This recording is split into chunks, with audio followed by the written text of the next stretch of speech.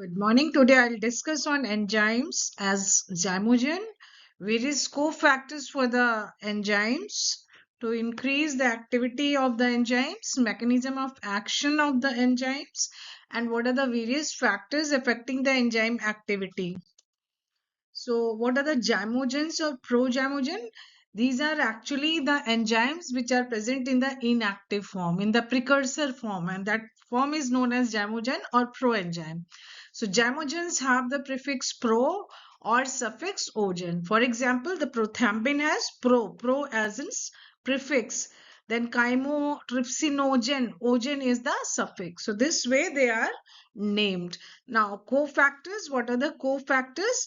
Cofactors can be coenzyme and the activators. Activators can be either metallic ion or they can be a prosthetic group.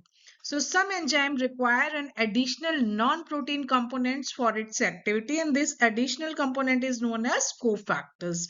These cofactors can be inorganic or the organic.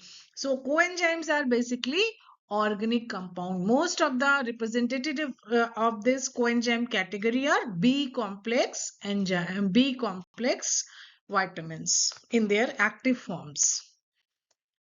Now here is a list of some common coenzymes and their functions. Like for example, thiamine, that is the B1, and the active form of this thiamine is TPP or thiamine pyrophosphate, and that participate in the oxidative decarboxylation and transketolase reactions. And then similarly, the riboflavin or the vitamin B2, the active forms of FAD or FMN, that is flavin adenine dinucleotide and flavin mononucleotide, they participate in various oxidoreductase reactions. Then niacin, the active form are nicotinamide adenine dinucleotide, that is NAD, or NADP, that is the nicotinamide adenine dinucleotide phosphate, that also participates in various oxidation and reduction reactions. Then pyridoxine, the active form is PLP, that is the active form of vitamin B6 or pyridoxine. They increase or they activate the enzymes of transamination reaction, deamination reaction, decarboxylation reactions of amino acid. Then biotin, the active form is bicyctin. Then it participates in carboxylation reaction. Similarly, the folic acid, that active form is tetrahydrofolate. It acts as a carrier of one carbon group. Similarly, the pantothenic acid, the active form is coenzyme A, that acts as an acyl carrier. Then cyanocobalamin or the vitamin B12, the active forms are either methylcobalamin or deoxyadenosylcobalamin. They facilitate the transfer of methyl group and involve in the isomerization reaction. Then this is the list of some cofactors as an inorganic ion.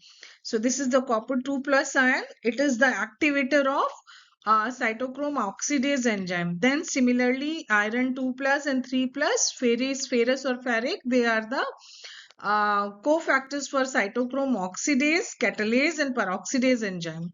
Similarly, potassium is the activator of pyruvate kinase, propionyl coenzyme carboxylase, and acetyl coenzyme thiolase. Magnesium 2 plus ions, they are the activators for hexokinase, glucose 6 phosphatase, and pyruvate kinase. Then magnesium 2 plus ion, manganese 2 plus ion, that is the active that activates arginase, ribonucleotide reductase. Molybdenum, the enzyme is dinitrogenase nitrate reductase. Similarly, the nickel 2 plus ion, that is the cofactor for urease, and selenium is for glutathione peroxidase. Similarly, the zinc 2 plus ion for carbonic anhydrase and alcohol dehydrogenase and carboxypeptidase. So this is how these various metallic ions participating as an activator of enzymes. So here in this picture, it is more clear account of what are the cofactors, what are the enzymes, coenzymes and what are the prosthetic group. This is the enzyme. So this is known as apoenzyme, and these are the various cofactors. So enzyme requires some cofactors for its activity. The cofactors can be in the form of metallic ions, in the form of coenzymes. Coenzymes are all organic in nature, or they can be a prosthetic group. For example, in hemoglobin, so heme group is acting as a prosthetic group. It is you know increasing the activity of this whole hemoglobin. So this whole association of enzyme and the cofactor is known as holoenzyme, right? This is apoenzyme, and these are the cofactors as coenzyme or the metallic ion or the prosthetic group. So when both of these combined, the whole association is known as known as holoenzyme, right? So now let's see the mechanism of action of enzyme. So at basic level, each enzymes is specifically bind to a specific substrate, leading to the formation of a transition state, which further dissociates into enzyme and product formation. And the enzyme is recycled, and it ready to catalyze another slot of a substrate reaction. And substrate is bound through the non-covalent interactions at active sites, and these active sites are the regions that bind the substrate which contains the specific amino acid residues. So various theories and various perspectives given by the enzymologist working in the area to explain the mechanism of action of enzymes. Say, for instance, the lowering of activation energy and the acid-base catalysis, substrate strain theory, then covalent catalysis, and then entropy effect. So in the lowering of activation energy, actually the enzymes lower the energy of activation. Suppose in the absence of this enzyme, the substrate takes a longer time to convert up into the product, but enzyme once it is along with the enzyme, it will reduce the time and it facilitates the conversion of product. So the activation energy required for conversion of substrate to product is being reduced according to the lowering of activation energy theory. Then acid base catalysis theory, according to this theory, the interaction of enzyme with substrate happens through the formation of certain electrostatic bonds between the charged entities or charged group of the substrates and the enzymes. Okay, enzymes contain lot of amino acids because it is basically protein in nature, and they have side chains which contain the charged group. Then substrate strength theory tells the formation of a transition state is transient because of a formation of some kind of adapt which is strained. Thus, the system is totally strained. The conformation of the enzyme is changed while binding to the substrate. This leads to the creation of strain that facilitates the breakdown of this complex immediately into the enzyme and product. Then another theory, that is the covalent catalysis. It yields that the interaction between the enzyme and the substrate happens through the covalent catalysis, while the entropy effect theory tells that enzyme enhance the reaction rate by decreasing the entropy. So when correctly positioned and bound onto the enzyme surface, the substrates are strained to the transition state, and this is referred to as the proximity effect. So these are the various the various theories being explained by various enzymologists. The one more important theory is lock and key model or the rigid template model, which was being proposed by the Emile Fischer. According to the And this particular model, what he proposed, that enzyme is quite a rigid structure. He explained enzyme has a quite rigid structure, and it has a specific sites.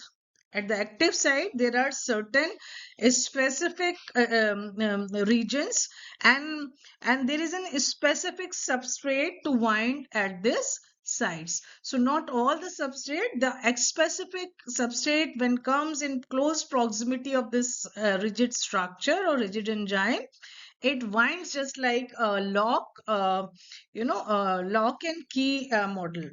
So this is the enzyme substrate complex, in which it's being shown just like a key fits into the lock. So it's the same way the substrate fits into the enzyme scaffold. But this model explain all the mechanism, but do not explain the changes in the enzyme activity in the presence of modulator. For instance, how it couldn't satisfy the role of cofactors, the coenzyme, the prosthetic group, how they can accelerate the rate of reaction. So this model was finally discarded. Further, a newer model came, was given by Daniel Kohlash, that is known as induced fit model or hand and glove model of Daniel Kohlash. So according to him, the enzyme is not rigid but is a flexible structure. So once substrate comes in close proximity of this enzyme, this leads to certain conformational changes, and which facilitates the binding of substrate to this enzyme via the active site. So this, you can see the conformational change has happened in this enzyme, and this led to the fitting of substrate into the enzyme. But in course of this association, there is a degree of certain strain appears, and that's how this enzyme as substrate complex is very transient. It stays for very transient time because it's seems unstable because of the unnecessary strain incurred by the association of a substrate. So immediately it's broken up, and it leads to the formation of product, and the enzyme is now dissociated into the free form. So this was the theory is known as induced fit model. Otherwise, the enzyme is, in its own state, but once in proximity. So this proximity effect induces the change in conformation of this enzyme. Now, a specificity of the enzyme action. Ability of enzyme to discriminate between the two substrate. So this, because enzymes are quite specific, so there is a particular substrate for a particular enzyme. Enzymes are highly specific both in their reactions catalyzed and their choice of substrates. Um, Specificity makes it possible for a number of enzymes to coexist in cell without interfering in each other's action, because all specific substrate will bind to a specific enzyme, no interference with each other. Now, what kind of specificities are required or happens with respect to enzyme action?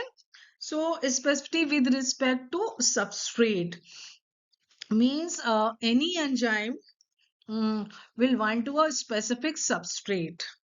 But this kind of specificity is again of many types. It can be absolute substrate specificity or relative substrate specificity, or it can be for example, I can give the example of like hexokinase and glucokinase. Glucokinase is absolute, is specific to glucose only, while the hexokinase, it can work onto the structurally similar substrate. It can work onto the glucose, it can work onto the fructose as well as the galactose, because they are structurally similar.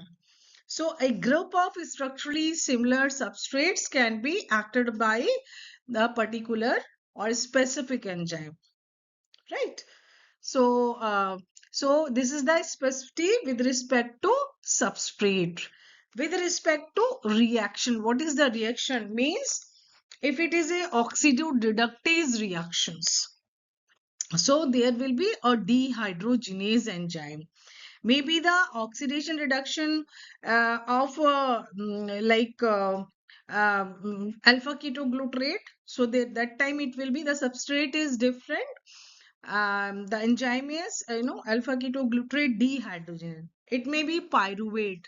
So pyruvate can convert it up into the acetyl coenzyme A with the help of pyruvate dehydrogenase. So both the cases, there is actually the oxidation reduction is happening, but enzyme is there, but there are two separate reactions. One is catalyzing the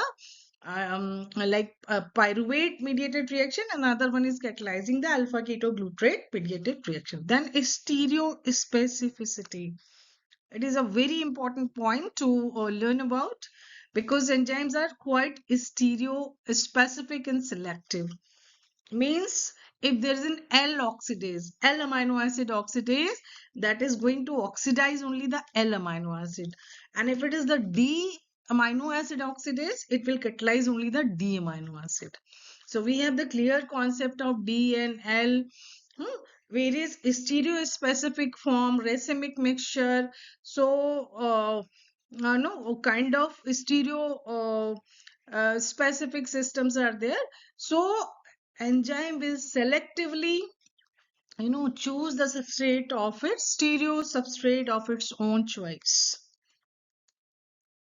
Now, what are the factors affecting the velocity of enzyme reactions? So, these are the various factors which affect the enzyme concentration. Like first is the enzyme concentration that affects the velocity of reaction, enzymatic reaction. Then second is the substrate concentration. Third is the pH or the hydrogen ion concentration. Fourth is the temperature. Next is the product concentration, then activators and coenzymes, then time and physical agents. So here in this diagram, we can better understand enzyme concentration. So if there is a limited substrate is available, so this is the rate of reaction, and here and on this axis it's showing the enzyme concentration.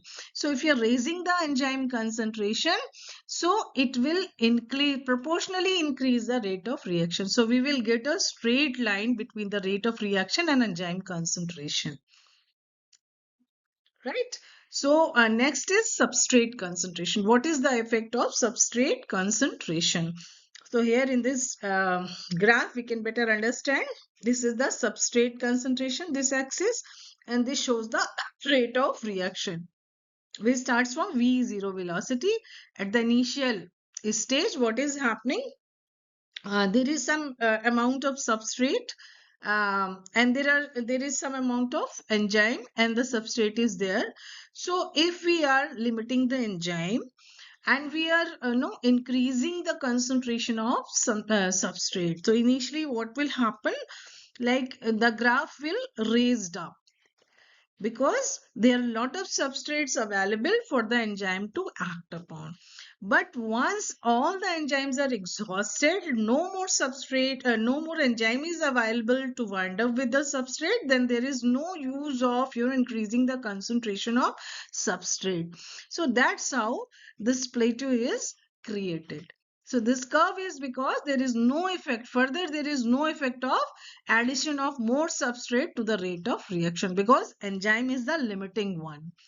And here you can see certain parameters, like what is the half V max. It is actually what is Km, what is V0. V0 is the initial velocity, V max is the maximum velocity. So what is the substrate concentration? The substrate concentration to reach to the half V max, 50% of the V max level of the velocity. So that concentration is known as Michaelis-Menten constant. This Km is nothing but it is the substrate concentration at which we can acquire the half V max, right? So this kind of graph is because of substrate concentration, and we are insidiously raising the substrate concentration, limiting the enzyme. Now, effect of pH on enzyme activity already we are much aware of, because proteins, these enzymes are after all proteins and they behave the same way as the characteristics of proteins. So, for a specific enzyme, there is a specific pH at which they show the optimum activity. So, and before this and behind, beyond that pH range, they start showing the decrease of activity, right? So, then this is the effect of, so bell-shaped curve is obtained. This is the pH. We are insidiously raising the pH. So initially the velocity is raises, and at particular level it stops because the appropriate pH is now reached. So at optimum pH, it starts showing the maximum activity. Enzyme velocity is the highest. And after that, further you raise the pH, the activity starts declining. So bell-shaped curve is obtained. Similarly, the effect of temperature on enzyme activity, we get the same kind of bell-shaped curve, because these are in proteins in nature. So proteins, what happened with the protein? When you raise the temperature slightly, slowly, so initially the enzyme starts showing the activity, increase in activity. After some time, once they reach to the maximum point of enzyme velocity, after you raise the temperature, the proteins starts denaturing. So this showing the decrease in activity because of denaturation, because hitting more than appropriate temperature, what will happen? That will break its non-bonded interaction, that will dissociate its non-bonded interactions like hydrogen bonds, weak van der Waals forces, electrostatic forces, hmm, hydrophobic forces. All these forces are lost. Then this protein of this enzyme is of no use. It's now denatured. So bell-shaped curve is obtained. Now, effect of product. So accumulation of product at one side, enzyme is combining with substrate and reactions start happening, and it reaches to some pace, and now it's generating the product. But product accumulation leads to the inhibition of enzyme activity. For some enzymatic reaction, it has been the observation. The next is effect of activators and coenzyme. So, in absence of activators and coenzymes, the enzyme becomes functionally inactive. So, holoenzyme is the functionally active form of the enzyme, in which there is a apoenzyme and there is some cofactors in the form of activators or coenzyme. Now, effect of time. So, under optimum condition of pH temperature, the time required for an enzyme reaction is less. But once we deviate from the optimum conditions, the time it starts raising. The time required for completion of an enzymatic reaction increases with the change in temperature and pH from its optimum. Now, what is the significance of Km? Km, that is the Michaelis-Menten constant, which I've already told. It is the substrate concentration at which the substrate can acquire the half Vmax. Now, Km provides the amount of substrate required for significant catalysis to occur. Means for 50% raise in velocity, it indicates that catalysis is happening at good pace or at significant rate. Then it is a measure of affinity of the enzyme for its substrate. A high Km indicates the weak bonding and low Km indicates the strong bonding with the substrate. So there is a reciprocal relation between the high and low Km, high Km value and the weak bonding, and vice versa, right?